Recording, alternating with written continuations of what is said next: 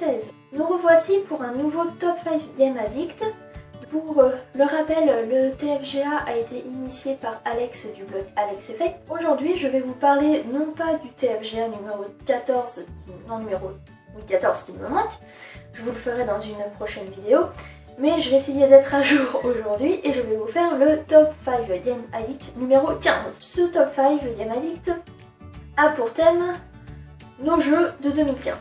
Donc il ne s'agit pas des sorties faites en 2015 de jeux vidéo, mais il s'agit en fait des jeux auxquels on a plus joué en 2015 ou les jeux qui nous ont le plus marqué en 2015. Donc c'est parti pour le classement. Alors en 5ème position, je vais vous parler de Diablo 3. Donc pourquoi j'ai choisi Diablo 3 dans ce TFGA? Tout simplement parce qu'il s'agit d'un des jeux auxquels j'ai le plus joué cette année. J'ai acheté le jeu il y a déjà quelques années, mais j'avais pas eu l'occasion d'y jouer, tout simplement parce que je l'avais installé sur mon MacBook Air et la configuration n'était pas assez forte. Donc dès que je commençais à jouer à Diablo 3, mon Mac se mettait à souffler mais à une vitesse folle et il se mettait à chauffer, donc du coup ça me foutait un petit peu les boules. J'ai dû attendre d'avoir un PC fixe avec une configuration correcte et un écran pour pouvoir y jouer. J'ai commencé réellement à y jouer aux alentours du mois de mai, mais c'est surtout cet été que j'ai passé beaucoup de temps, notamment parce que je me suis mise à jouer en coopération avec l'homme, donc l'homme, hein, mon conjoint pour ceux qui connaissent. J'ai dû passer quelques bonnes soirées à jouer avec lui.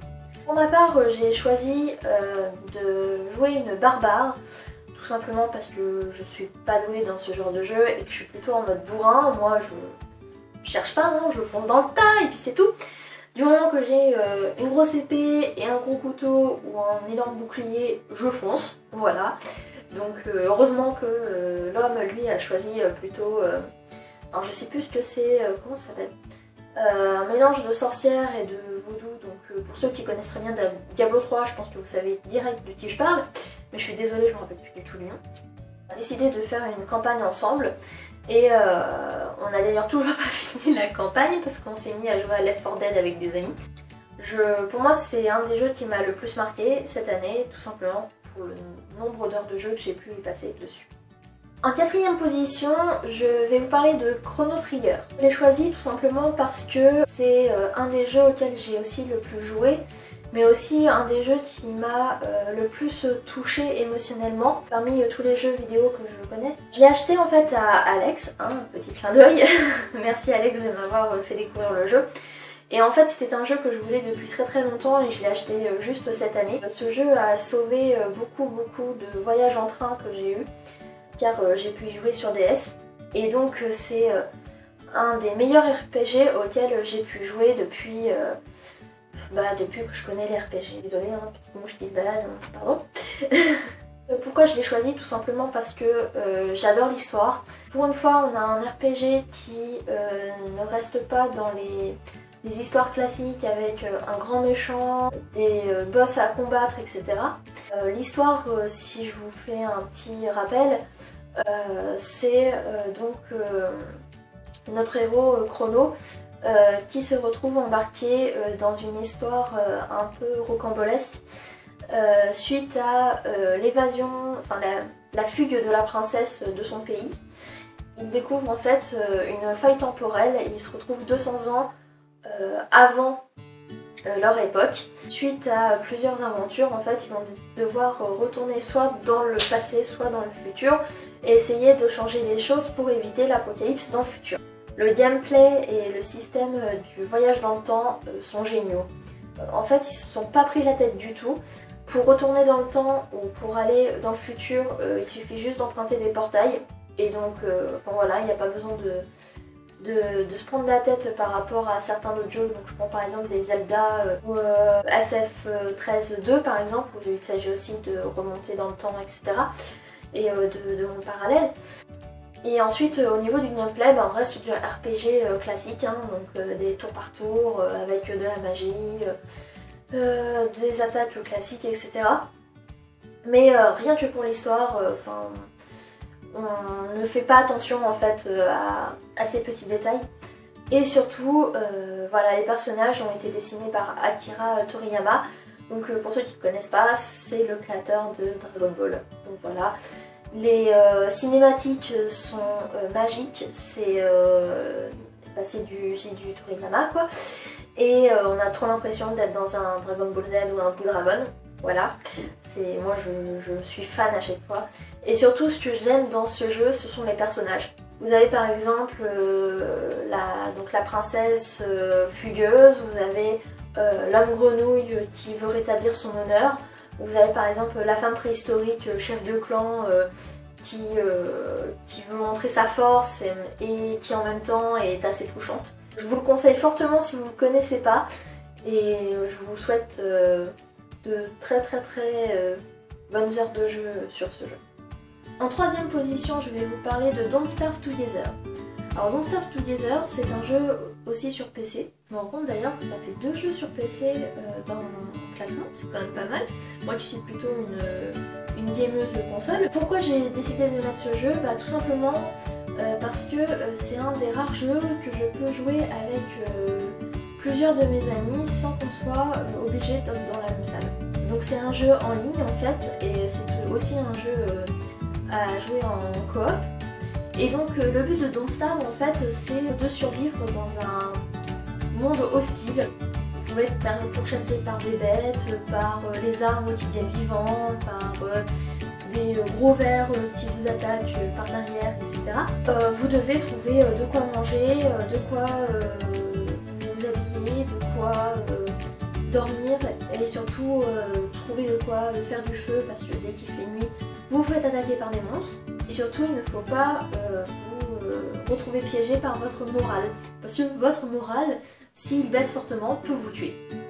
Donc j'y joue en fait en coopération avec ma meilleure amie qui se trouve à Istres. C'est pour ça que je vous dis en fait que c'est un jeu que j'aime beaucoup parce que je peux discuter avec elle via Skype et je peux jouer avec elle alors qu'elle habite à l'autre bout de la France.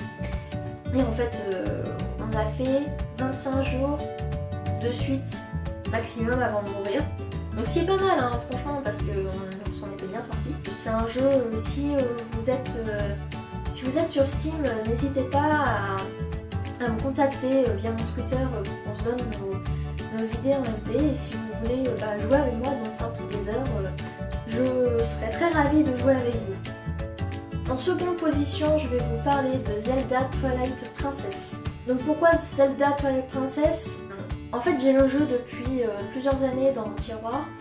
J'ai en fait pas mal de jeux de Wii que je n'ai jamais touché et ça m'énervait de le voir dans ma bibliothèque.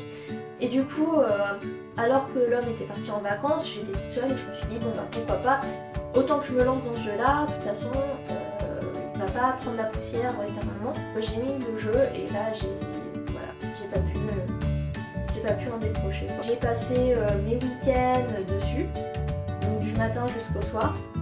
Ce qui revient un peu à mon dernier TFGA que j'avais fait où je vous expliquais que j'avais pas réussi à trouver un jeu qui m'accrochait tellement et qui me donnait les mêmes émotions que lorsque j'étais plus jeune. Et bah oui, là j'en ai trouvé un, c'était Zelda. Et en fait, j'ai pas pu le terminer parce que évidemment je manque de temps. Mais pendant cette période-là où j'étais seule chez moi, je pouvais y jouer le soir sans déranger l'homme qui n'était pas là. Et je crois qu'il me reste 2 donjons avant de le terminer. Donc il faut que j'arrive à me trouver un week-end où je ne bouge pas de chez moi et je ne fais que ça. Ce qui va être très compliqué. Qu'est-ce que j'aime dans ce jeu-là? Déjà le gameplay, le fait qu'on change du Zelda classique, le fait que Link se transforme en loup et qu'on découvre de nouvelles fonctionnalités du personnage. Donc par exemple le fait de découvrir via la perception du loup, les traces, les odeurs, etc. Donc ça change.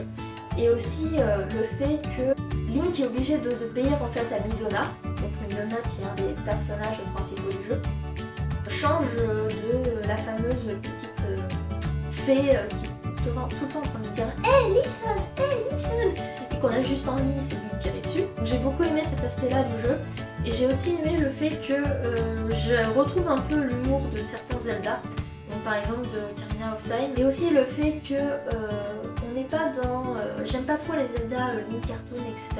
Là on reste sur du Zelda un peu plus réaliste. J'ai beaucoup aimé le graphisme du jeu, j'ai beaucoup aimé le fait qu'on retrouve en fait Epona, le fait qu'on retrouve le schéma classique en fait des Zelda avec des quêtes, après le donjon, après on pense avoir fini le jeu et finalement non, il se passe quelque chose qui fait qu'on est complètement bouleversé parce qu'on fait non, je dois encore continuer, je pensais que c'était fini. Ouais. C'est vraiment un jeu que j'ai adoré, j'ai hâte de le terminer. Je sais qu'il me reste 2 donjons, j'en suis sûre. J'ai hâte de voir la scène finale. Donc voilà, je ne sais pas du tout comment se termine le jeu. Mais voilà, je compte le terminer en 2016, ça c'est sûr. Et enfin, en première position, et là je vois vos têtes derrière vos écrans, vous allez vous dire « Ah mais oui, mais c'est Log Addict, elle est archi fan de cette saga, ça ne peut être que ce jeu-là ». Il s'agit de Final Fantasy III Prism Curtain Call. Alors je peux dire aussi que ce jeu comme Chrono Trigger a pratiquement sauvé mes voyages en train. J'y ai joué pratiquement tout cet été et à la rentrée de septembre 2015 parce que je n'avais pas d'autres jeux sous la main et puis je suis vraiment fan de ce jeu, hein, ça il n'y a pas de souci. Je suis très heureuse d'avoir une 3DS juste pour jouer à ce jeu. Je crois que d'ailleurs c'était une des raisons de mon achat de ma 3DS avec les Pokémon. Et donc il s'agit en fait d'un jeu de rythme basé sur les musiques de Final Fantasy. Voilà. Alors ce jeu m'a donné envie de refaire tous les Final Fantasy, ce qui fait que du coup actuellement je joue au Final Fantasy 4, Final Fantasy 6, Final Fantasy 7, Final Fantasy 8 et Final Fantasy 9. Sachant que j'ai encore Final Fantasy 13-2 à terminer mais je n'y arrive pas. J'ai été bloquée sur une époque et je peux plus. Quoi vous dire d'autre sur ce jeu à part que les musiques de Final Fantasy sont sublimes, c'est Nobuo Matsu, voilà. Que je suis archi fan des jeux de rythme, mais ça vous le saviez déjà, j'en avais parlé lors de mon dernier TFGA. Voilà, c'est un jeu où on peut pas se lasser en fait. J'ai réussi à terminer ce jeu en mode facile. Il faut dire que par rapport à Kazog ou à Volstream, je suis nul de chez nul en fait, ce jeu là, voilà. Eux ils ont déjà fait le mode normal voire le mode expert. Mais voilà, moi je m'éclate à jouer à ce jeu là. Des fois je refais des niveaux juste pour écouter les musiques et voir les cinématiques des jeux. Et voilà, donc je ne peux que vous pousser à acheter ce jeu parce que c'est une vraie petite perle et vraiment si vous n'aimez pas l'univers des Final Fantasy, jouez au moins ce jeu là, écoutez les musiques parce qu'elles sont sublimes. Pour tout vous dire, je vais au concert symphonique en avril de Final Fantasy qui se nomme Distant Worlds 3. Je sais que je vais en retrouver certains d'entre vous et ça me fait une joie, j'ai trop hâte de vous voir. Achetez ce jeu, passez du temps dessus et vous me direz ce que vous en pensez. Voilà, cette vidéo se termine sur ce dernier top. Je vous remercie d'avoir regardé cette vidéo jusqu'au bout, j'espère que vous êtes pas ennuyés. C'est ma deuxième vidéo donc je suis désolée pour toutes les petites erreurs que j'ai pu faire. Je suis aussi désolée si j'ai pu dire quelques bêtises, notamment sur les jeux. N'hésitez pas à me dire en commentaire si c'est le cas. Voilà, et en fait j'ai hâte de connaître vos avis sur ces 5 jeux. Si vous avez envie qu'on joue ensemble à Diablo 3 et à Dancer Together, n'hésitez pas à me contacter, je vous donnerai mes identifiants pour qu'on puisse se retrouver, s'inviter en ami et qu'on puisse jouer ensemble. Je vous dis à bientôt, on se retrouve pour le TFGA numéro 14 qui me manque. Et puis on se retrouvera sinon après le 20 janvier pour le nouveau TFGA dont j'ai hâte de voir le thème. Donc Alex, dépêche-toi de nous donner le thème, je veux savoir à tout prix. Je vous dis à bientôt et je vous souhaite encore une fois une très bonne année. Bye!